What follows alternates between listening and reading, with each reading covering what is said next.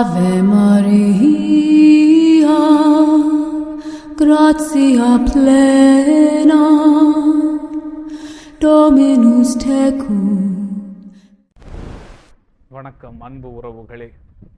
மாத வணக்க நாளிலே இன்று நாம் நினைவு கூறுவது புனித விண்ணேற்பு அன்னை. 1950 ஆண்டு நவம்பர் 1 நாள் திருத்தந்தை 12ஆம் பத்திநாதர் அவர்கள் தனது மடலிலே இறைவனின் அன்னையான மரியாள் உடலோடும் ஆன்மாவோடும் விண்ணகத்திற்கு எடுத்துக்கொள்ளப்பட்டார் என்ற ஒரு உண்மையை விசுவாச பிரகடனமாக அறிவிக்கிறார். தனது மடலான முனிஃபிசென்டேசிமுஸ் தேயுஸ் என்கின்ற மடலிலே இதை நாம் பார்க்க முடியும். இந்த மடல்தான், இந்த விசுவாச கோட்பாடு தான் திரு அவை வரலாற்றிலே இன்று வரை அறிவிக்கப்பட்ட இறுதியான விசுவாச கோட்பாடாக இருக்கிறது.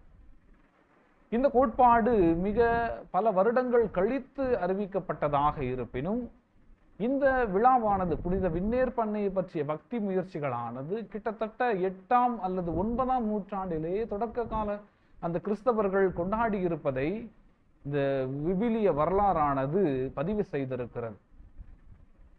அதே வேளையில் அன்னைக்கு விழா எடுக்கிற பல்வேறு விழாக்களில் மணிமகுடமாக திகழ்வது இந்த விண்ணேற்பு அன்னையின் விழாவாக இருக்கிறது.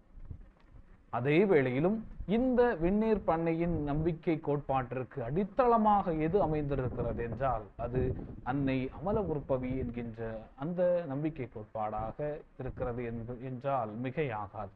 ஏனெனில் மாசுமறு வின்று கடவுளால் தேர்ந்தெடுக்கப்பட்டு இந்த உலகிலே பிறந்த அன்னை மரியாள் ஆண்டவர் இயேசுவை பெற்றெடுத்த முதலிருந்து தனது வாழ்வின் இறுதி வரை அதே மாசு மறுவற்ற நிலையை பாதுகாத்து கொண்டிருக்கிறார். புனித ஒரு வாழ்வை வாழ்ந்ததன் வழியாக, பாவம் எதுவுமே அறியாமல் அதை ஈடுபடாமல் வாழ்ந்ததன் வழியாக, தூய்மையான ஒரு வாழ்வை வாழ்ந்ததன் வழியாக இறுதி வரை அந்த நிலையை, கடவுள் அருளிய நிலையை அவள் காத்து கொண்டாள். அதிலிருந்து அந்த அன்னை, பாவம் அறியாத அந்த அன்னை எப்படி மரணம் தீண்ட முடியும் என்ற ஒரு கேள்விதான் இந்த விசுவாச கோட்பாடிலிருந்து நாம் உணர்ந்து கொள்ள வேண்டும். அதுதான் அந்த அர்த்தத்தை நமக்கு புரிய வைக்கும். ஏனெனில் விவிலியம் மிக அழகாக சொல்லுகிறது. உரோமையர் 6:23 பார்க்கிறோம், பாவத்தின் கூலிதான் சாவு என்று சொல்லுகிறது. ஆனால் கடவுள் நமக்கு ஆண்டவர் இயேசு கிறிஸ்து வழியாக அருளியதோ நிலை வாழ்வு, அவரோடு இணைந்த நிலை வாழ்வு என்று கூறுகிறார். ஆக பாவத்தால் தன்னை உட்படுத்தி கொண்ட ஒரு உடலோ ஆன்மாவோ தான் இந்த உலகிலே இறப்பிற்கு உள்ளாகும், சாவுக்கு உள்ளாகும். எவ்வாறு ஆதாம் ஈவினால் தொடங்கிய இந்த பாவத்திற்கு உட்பட்ட அனைவருக்குமாக இது இருக்கிறது. ஆனால் எந்தவித பாவமும் அறியாத அன்னை மரியாளுக்கு இப்படிப்பட்ட ஒரு நிலை நிகழ்ந்துவிடக்கூடாது, இந்த மண்ணிற்குள் அந்த அன்னை புதைக்கப்பட்டு விடக்கூடாது என்று கடவுள் எண்ணி இருக்கிறார். அப்படிப்பட்ட ஒரு மேன்மை நிலையை கடவுள் அன்னைக்கு அருளி இருக்கிறார் என்று நாம் பார்க்கிறோம். அந்த அன்னை தான் இன்று விண்ணகத்துக்கு எடுத்துக்கொள்ளப்பட்டதாக இந்த பிரகடனம் நமக்கு அறிவிக்கிறது. இது கடவுள் அந்த அன்னைக்கு அளித்த பெயராக இருக்கிறது.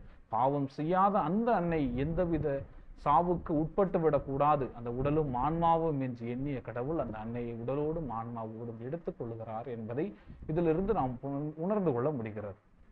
அடுத்ததாக இதை இன்னும் ஆழமாக புரிந்து கொள்ள வேண்டும் என்றால் அந்த அன்னை, இளம் மரியாள், அந்த அன்னை கொண்டிருந்த ஒரு ஆழமான நம்பிக்கை கடவுள் மீது. கடவுள் தொடக்கத்திலே அந்த குழந்தை இயேசுவை பிறப்பின் அறிவிப்பில் இருந்து ஆரம்பித்து இறுதியில் சிலுவையில் நின்றது வரை பல சூழ்நிலைகள், தவிர்க்க முடியாத சூழ்நிலைகள், வேதனைகள் அவருக்கு வந்த பொழுதும் அவர் நம்பிக்கையில் ஆழமாக வேரூன்றியவராக அவர் இருக்கிறதை பார்க்க முடிகிறது.